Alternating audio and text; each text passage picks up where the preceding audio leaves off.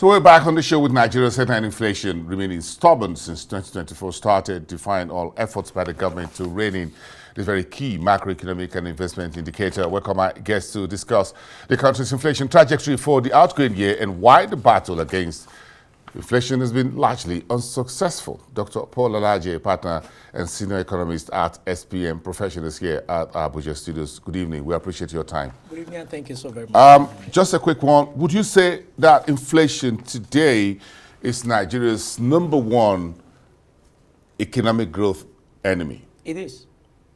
It is our #1 economic growth enemy because the inflation we have is on both sides. We have monetary driven, which accounts for over 60% of what induces inflation. And the second one is non-monetary. So we have we are facing inflationary pressure from two traditional or non-traditional approaches. First is monetary, the second is non-monetary. And for so many persons who look at economies just at the surface, what they say is that inflation is either cost push or demand pull, but that is elementary economics. In real sense, inflation has kinds. The monetary inflation is the one that monetary authority deliberately or unconsciously induce inflation. One, for instance, Nigeria printed in Naira worth $50 billion in ways and means. The inflation is with us. Secondly, we floated the currency knowing fully well that we are not exporting enough and we are not getting enough foreign receipts. So all of these two policies are what is inducing inflation. They are the primary cause. Do you know that if the president today says he wants to give subsidy on PMS, if exchange rates gets devalued as a result of flotation, instead of becoming benefit, it will become a cost. The price we see go up. So these two policies, they are actually policies that induced inflation in our country. And when you look at the nominal GDP growth, so that's confirmed. People can go online and look at huge growth we have nominally. But when we make provision for inflation, which we now call real growth. So we'll look at the trade surplus, we'll look at those numbers in the manner of speaking, where we discount inflation and exchange rate, it goes discounted down. for, yes. So, it goes down. So just up there, but the key factors that should get help us to rate it, and I'm beginning to try to find out how do we win this battle against inflation. What else? What have we done so far this year? The monetary authorities seem to have thrown all the tools in the box as far as inflation is concerned. The central bank, to put it straight out there, in spite of expectations and hopes when we started the year. You think we have done? Well, I remember we had conversation. Yes. I remember we had conversation in January, and I told you inflation will remain 30% corridor, and I also told you exchange rate will be 1,500. As of the time we were speaking, it was around 800. Inflation as of that time was 29.9. People felt it would not happen.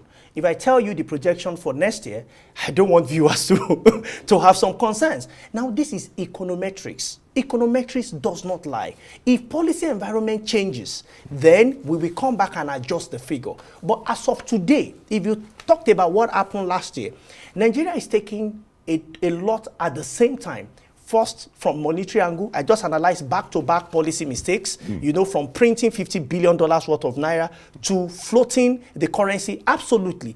People say, when we pegged under the last administration, what happened? When we pegged, life were better, but we were now destroying the currency by printing in the name of ways and means. So if that were not there and people were actually producing and production were to be encouraged, then we will not be here in the first instance. So we're putting money into a largely non-productive economy. Yes, because when you look at the budget all through, you saw that most of the budget were still budget deficit. Now, this budget deficit was not the only thing we saw. Most of the time, we go back for supplementary budget that is most of the time 100% finance on deficit. Where did all the money come from? I saw that the Senate at the end of the day say, let's make provision for ways and means and let's adopt it. Let's securitize it, and let it get to the system. Now, it's easy for Senate to pass, but it's difficult for economy to swallow. This administration, on the other hand, is bringing too many pills. It's like a patient that have an infection, say throat infection. And doctor says that to solve this problem, you need to take antibiotics for 10 days. 1 tablet in the morning, 1 tablet in the evening. The patient will be fine. But please, when you take 8 a.m. in the morning, you take the next tablet 8 8 p.m. in the evening. Or 8 hours later. For 8 hours. What? The patient says, no, I know what to do. 20 tablets only. I will be fine. And took the whole tablet, swallows it, and start drinking water that is not working. It will not work. Economics is a science, is a social science. It has a pattern. The people deliberately can even frustrate the policy if the impact and the pressure that the policy is giving them is too much. That is why we need to study how people respond to the policies of government, because government feels it worked in XYZ area, it will work. Look at Ethiopia. Ethiopia, about 3-4 months ago, felt we want to float our currency. And what happened? The economy went down. Today, Ethiopia felt the way to quickly do this is to liberalize the market. Yeah. Let investor come, starting from banking. Beautiful decision. Ethiopia admit. Do you know Nigeria still have policies to protect some of the key sectors that we have not opened to the rest of the world, to bring the foreign direct investment into our nation? And if they don't, I'm sorry, how do we get this much needed inflow into our economy? It's going to be difficult. The president has tried. He has gone to a number of countries to get this foreign direct investment. It's just that it appears only 2 or 3 states are attractive enough. Has largely 33 of them have been deserted by investors all around the world, at least in the last 1 year. I'm going to talk about very quickly something about inflation that everyone will talk about, and that's the food inflation, officially at 40%. 39, whatever it is. So technically 40%. And that means that whatever we say that we're doing in terms of fighting insurgency, banditry, criminal enterprise in the food basket regions of the country haven't really been able to translate into productive agro-products. I agree, sir, but it's something we carried out recently from farmers, and because we also have organizations that directly in farming, we realize that there are some other factors. Even though security is very key, insecurity is very key, there are other factors. What PMS is to your vehicle is what PMS is to moving their farm output from one point to another. And because of the regime where there is no subsidy, people can charge any price and say for us to move your farm produce from one point to perhaps to aggregator and aggregator to final consumer, this is what must be paid. So that is the pressure. So I want to move a tuber of yam. So you have to pay. A tuber of yam somewhere in Lagos 2 months or 3 months ago, I don't know if the price has changed, was 5,000 naira. What was it 3 years ago? A tuber of yam somewhere in Lagos. When they did this survey, and we saw the report, and we said, this cannot be true. So we went there, but you know that in Osun State, the same size of tuber of yam was less than 1,000, directly from the farm. So how will it move from farm to Lagos at affordable rates? And that is why before the administration started, we advised, we have a narrow gauge that can be adopted. We need to empower NRC. We have a narrow gauge that you talk about the railway corporation, such that farm output can be we can transport them on the narrow gauge line. NRC already has the capacity. So government must now support by buying more coaches, especially things that can transport farm So when output. we're discussing agriculture, Yes, we should be discussing transportation. key. At the same time. At the same time. And have the 2 ministers in this room.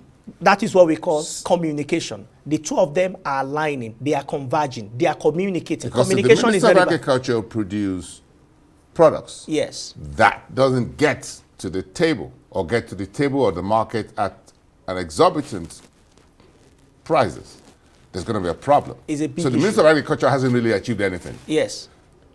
It cannot achieve. Again, look at the farm areas, they deal predominantly with cash.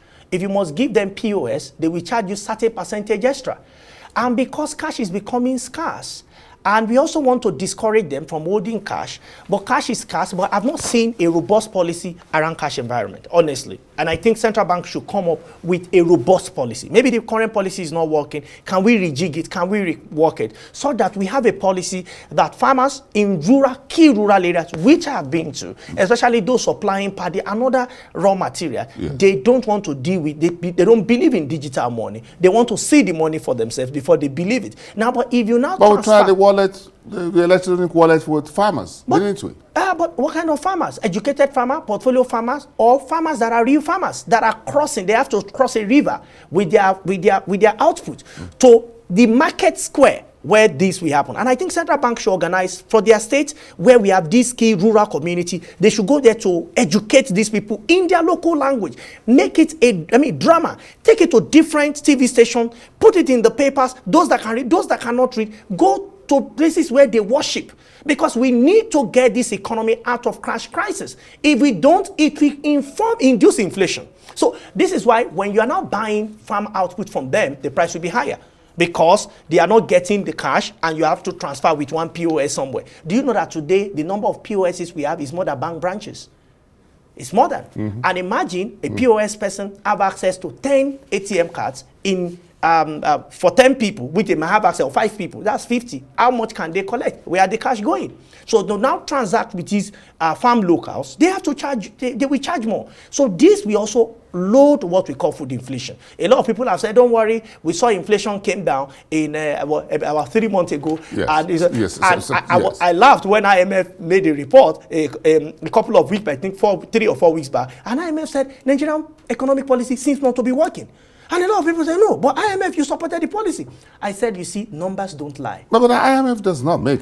IMF doesn't run the economy. They don't. Yeah, but the blame, because of the posture of IMF, the blame most of the time go to them. But you see, numbers. Well, it happens not just in Nigeria. The IMF told the President Ruto and his team in Kenya and said, sorry, look, don't blame us for the protest that greeted your tax finance act, whatever, a couple of months ago. Yes. So we need policies that can help us rein in inflation. And I'm beginning to look at your outlook on inflation expectations for next year. And if we round the 30% digit or circuit for this year, will it be, what figure will it be?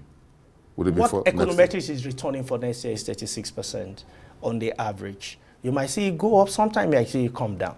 What we induce that, 2 things we induce them. First is exchange rate. Econometrics are for this current policy environment is showing that Nigeria may have it as best at 1,800, as what as over 2,000, average at 2,200. That is econometrics. But you know what changes econometrics is not words of mouth, it is policy. So if the current policy environment is inducing that things might be, and you know that will actually be better than this year in terms of ratio of increase. Because last year it was 900 to 1,500. Yes. Now, so if you look at 1,500 and growing to about 1.8 or a bit more. So you think the worst is over if you look at the good, the bad, and the ugly?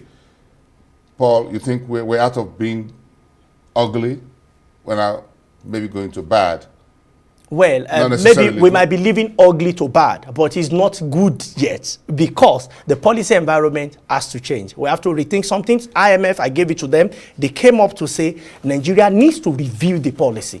And they reiterated that over and over and over in their report on Nigeria. And I'm hoping that authorities in Nigeria will look at these policies again, vis-a-vis the tax bill that they are also considering, and put these 3 together to see how to really help Of course, the cup was not full. This year was either half empty, not half full, but it's not empty either. But for me, I hope we had a cup at all, because poverty has taken food and that's on table of. We didn't give you a cup there because we wanted to just say, but we're going to the good, the bad, and the ugly. At least I think we took the bullet. If you look at the bullet, it was ugly this year. It might be bad next year. So 2024 to 25 will be another trajectory. But we're going to have this. But we can change it if we change the policy environment. All right. We can. Let's see what changes. Thank you so much. Thank you so much.